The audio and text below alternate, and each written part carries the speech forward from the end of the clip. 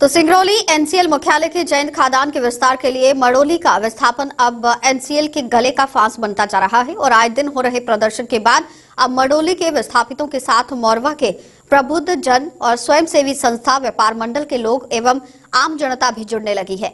तो बीते दिनों जैन खादान में कार्य को रोककर यहां प्रदर्शन के दौरान सिंगरौली कलेक्टर राजीव रंजन मीना ने हस्तक्षेप कर जो त्रिशिपीय यहाँ पर वार्ता थी, यानी कि त्रिपक्षीय वार्ता जो है इसे हम कहेंगे, एनसीआर प्रबंधन को मुआवजा वितरण एवं पुनर्वास के लिए उचित कदम उठाने का निर्देश दिया गया था, जिसके बाद जयंत एमबी प्रसाद द्वारा विस्थापितों से बैठकों का दौर भी किया गया और उसका कोई निकारण अभी तक नहीं निकला।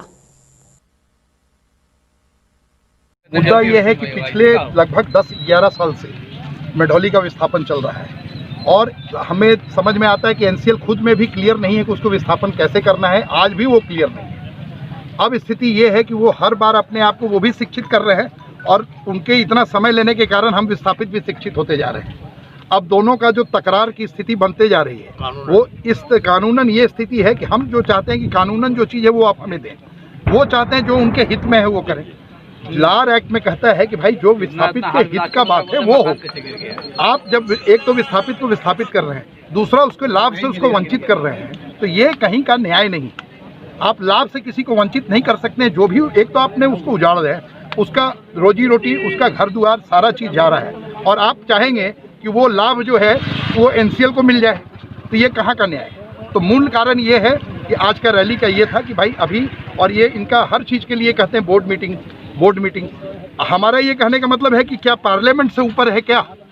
कोई भी चीज़ अगर कानून का पार्लियामेंट में बन गया तो चाहे बोर्ड हो, चाहे मिनिस्ट्री हो या कोई भी हो, वो पार्लियामेंट के एक्ट के ऊपर नहीं जा सकता है। तो जो पार्लियामेंट के एक्ट के ऊपर नहीं जा सकता है तो आप उसको पढ़ें। तो अब कायदे से हर आदमी को जो यहाँ पर रोजगार के लिए रहता भी है, अगर वो किसी ठेला भी लगाता है और कहीं भी कुछ करता है, तो अगर वो साबित होता है कि वो 3 साल से है तो उसको 1.5 लाख रुपया मिलना है, लेकिन उसको 3 साल का साबित करना है। और जितने भी अफेक्टेड हैं, जो भी प्रोजेक्ट अफेक्टेड आदमी हैं, उनको पूरा विस्थापन देना है, यानी कि प्लॉट या उसके बदले पैसा या जो भी और विस्थापन में है वो सारा चीज़ देना है। लेकिन स्थिति ये है कि वो सब चीज़, ये जो विस्थापित का जो वो होना है जो कि 1.5 लाख रुपये वाला है, उसको उठा के उन्होंने मान लिया कि 3 साल का सबको कर दिया। मतलब ये कानून को पढ़ के 1 नंबर को ना पढ़ के 2 नंबर पढ़ रहे हैं, जो 2 नंबर उनके लिए है ही नहीं, और ऊपर की हेडिंग को ये पढ़ ही नहीं रहे। अब अज्ञानतावश नहीं पढ़ रहे हैं कि समझ में नहीं आ रहा है कि जानबूझकर देख रहे हैं कि लोगों को फायदा होगा तो एनसीएल को नुकसान होगा। तो एनसीएल तो भाई बिजनेस कर रही है, लोग अपना घर बचा रहे हैं, तो आपको पहले लोगों का सोचना चाहिए कि पहले एनसीएल का सोचना चाहिए। जब हम लोगों देखिए 2015 में नया कानून आया और 15 से 20 इनको समझते लगा, फिर भी जब इनको समझ में नहीं आया तो ये निर्णय किया कि कलेक्टर की मध्यस्थता कर ली जाए। उनको ज्ञान है, प्रशासनिक अधिकारी है, और उन्होंने हर चीज़ का जो है निचोड़ निकाला। यहाँ की जो धरना प्रदर्शन दिया था इसके उपरांत, और कलेक्ट्रेट में त्रिपक्षीय वार्ता हुई जिसमें विस्थापित भी थे, एनसीएल प्रशासन भी था और जिला प्रशासन भी था। उन्होंने हर चीज़ों का निर्णय निकाल करके इनको दे दिया कि अब आपको ये करना है। लेकिन खेद का विषय है कलेक्टर के निर्देश देने के बाद, हर पॉइंट पर निर्देश देने के बाद में भी ये उसको पूरा नहीं कर पा रहे और ये अपनी मर्जी से करते हैं। इसीलिए वार्ड नंबर 10 2 भाग में है। एक हिस्सा दुद्धिजुआ प्रोजेक्ट में गया और एक हिस्सा जैन प्रोजेक्ट में गया।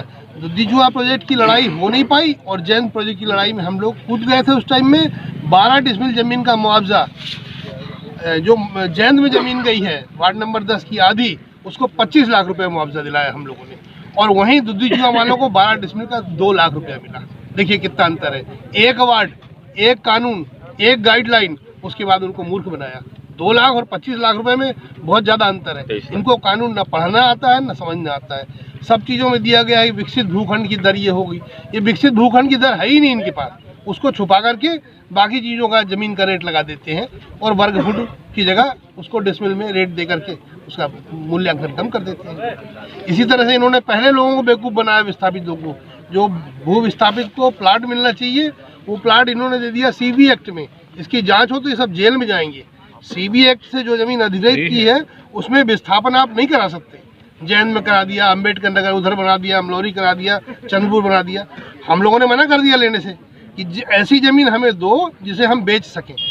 अब कोयला के लिए ज़मीन ली, उसमें तुमने जो है लोगों को बचा दिया, अब उसको चाहे तो ये बेच नहीं सकते, बैंक से पैसा चाहिए तो घर नहीं रख सकते। बड़ी अनियमितताएं करी इन्होंने। इनके पिछले कर्मदंडों की ये भी जांच होनी चाहिए और वर्तमान में जो कर रहे हैं उसको तो हम लोग कोशिश करके ठीक करने का प्रयास कर रहे हैं। आज जो रैली आपकी निकली है, हाँ, इसी उद्देश्य से हम लोगों ने रैली आज निश्चित की थी कि इनका बोर्ड में वही प्रपोजल जा रहा है जिसका कलेक्टर ने निर्देश दिया है कि इसका तत्काल आप निराकरण कर लो।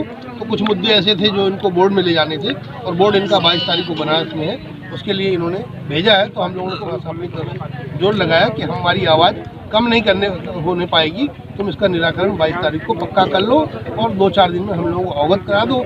नहीं कराओगे तो हम लोग रणनीति बना करके और चारों तरफ से घेरेंगे। इस बार घेरेंगे खदान में भी, रेल में भी, रोड में भी और ऑफिस में। पूर्णबंदी।